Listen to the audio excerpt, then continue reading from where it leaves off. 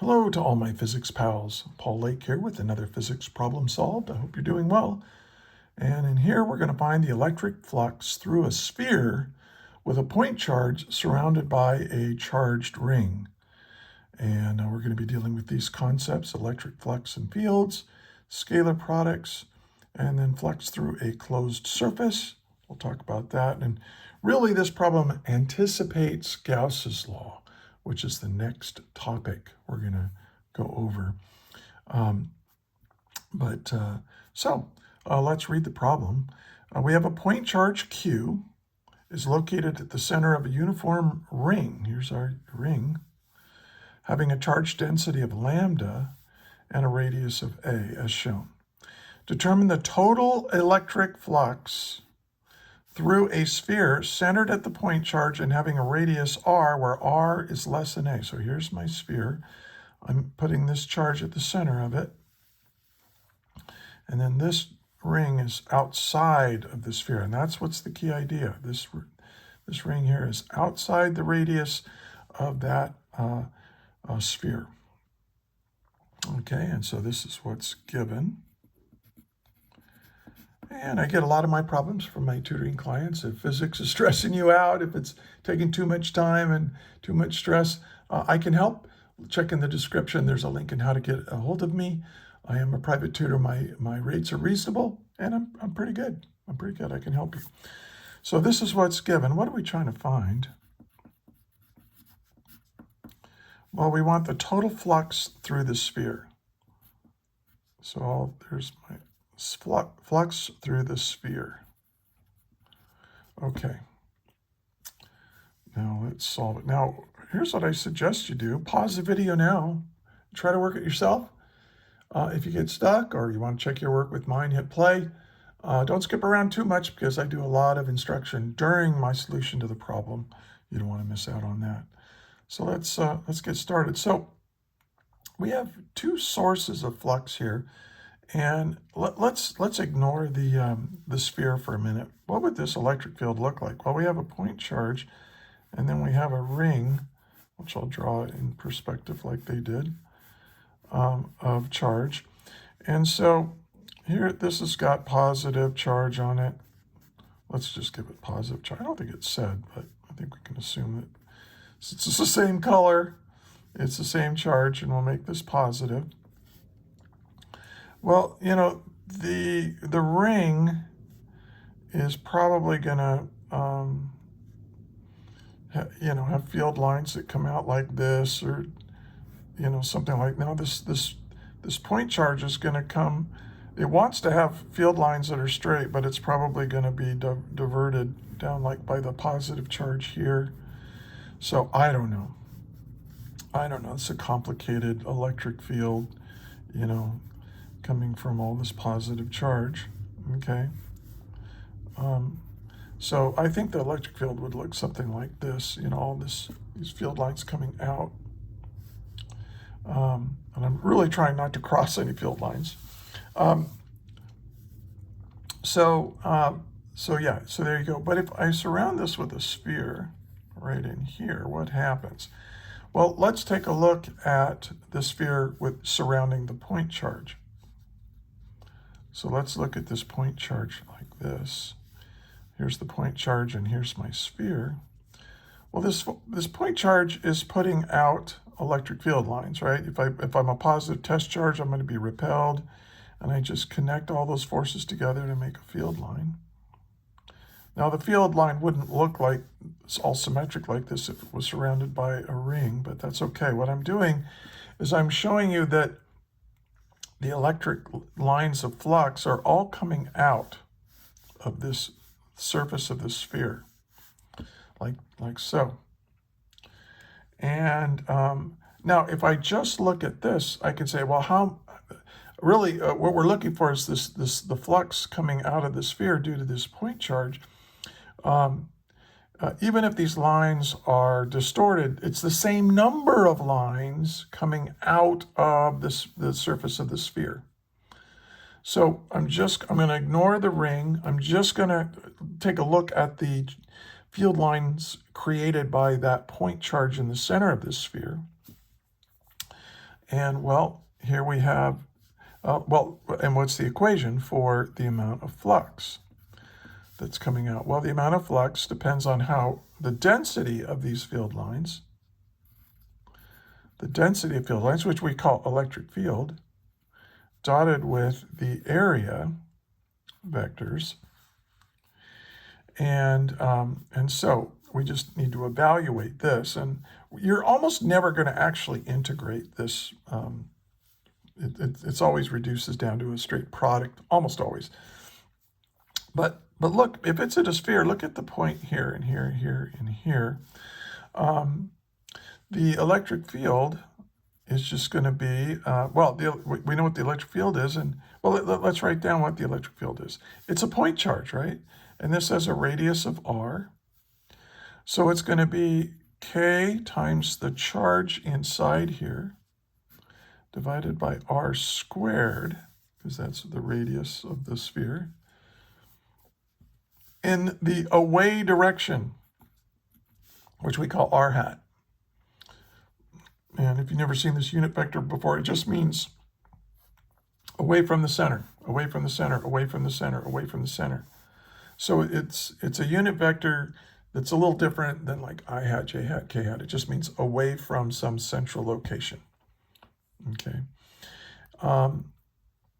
Now, what about, let's look at the area vectors. Well, here's a little area vector, and I'm going to call this dA. And remember that the vector nature of an area is the direction that's normal to the area or perpendicular to the area. And if it's the area, an element of the area of a closed surface, which a sphere is, we say that the direction of the area vector points out of the closed surface. So here's my dA. And notice that its direction is also r hat. If this is the electric field coming out r hat, well, the area vector is the area vector. Everywhere. So we can see that the electric field and the area vectors are all pointed in the same direction, no matter where you are on that sphere. So we can say that dA has a magnitude of how much area you have, and it's in the r hat direction. So I can replace these into that definition of electric flux. And this is kq over r squared, r hat, dotted with dA, r hat. Now, r hat dot r hat, a unit vector dotted with itself is always just equal to 1. And remember, because they each have 1 times 1, and what's the cosine of the angle between them? Well, the angle between them is 0, then cosine of 0 is 1. So it's 1 times 1 times 1, which is equal to 1. Okay, so the unit vectors kind of go away. They just become 1. And then now, and also notice that kq over r squared, these are all constants. Since we have a sphere, the r is the same. And that's the electric constant. We're not changing the amount of charge in there.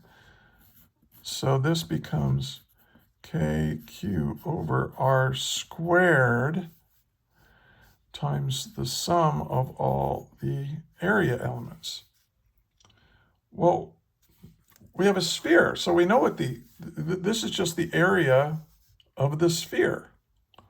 Well, we know that the area of a sphere is equal to 4 pi times the radius of the sphere squared. This is just something you have to know. And so now, and by the way, it's good to know because you're going to be doing this a lot when we get to Gauss's law. And so this becomes kq over r squared times the sum of all the areas. It's just the area of a sphere, 4 pi r squared. And notice that the radius of the sphere cancels out, which it should, because it doesn't matter. Like if I make the radius smaller, I have just as many lines of flux coming out of it, don't I? Make it a little bigger, I have just as many lines of flux coming out. So the radius is irrelevant. It only depends on these constants of nature and how much charge is surrounded by the sphere, the amount of charge. So this becomes the amount of flux is equal to 4 pi k times the amount of charge. Now, this is due to the charge in the center here. But what about the charge out here? Well, the thing about it is that if we just look at that, here's my sphere, and I don't know what this field looks like, but let's say that the ring is close enough to the sphere, and so here's my positive charge. And let's suppose I have a field line that comes off here and then goes through, but it has to come out. So it comes in, the line of flux comes in, but it also comes out. So this comes in and it also comes out. So no matter how the field lines coming from this charged ring go, since they're not contained by the sphere, the field line has to go into the sphere and it has to come out of the sphere.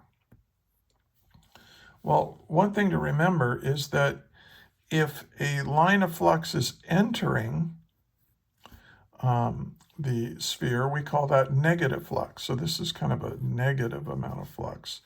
And then we have the same amount of positive flux coming out. And so when I add the amount of flux going in plus the amount of flux coming out, I get 0 net flux. It's easier to see if you just have let's say I have a box like this. And I have a uniform electric field like this. Okay, this enters the box right here, and then it leaves the box right here. Enters, then leaves. Enters, then leaves. So for every line of flux that enters the box, there's a line of flux that comes out.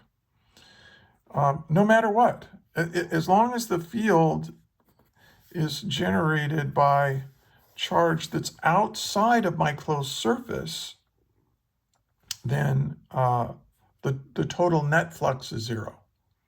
So that's what's going on here. So we can say that the flux through the sphere due to the ring, I'll write it right here, the flux due to, well, the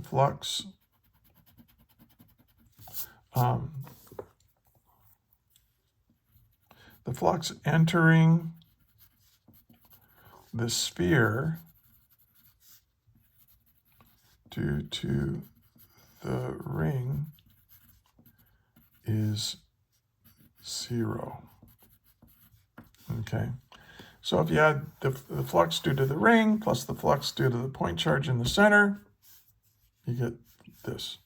So the total flux through the sphere is 4 pi times the electric constant times the charge enclosed by the sphere.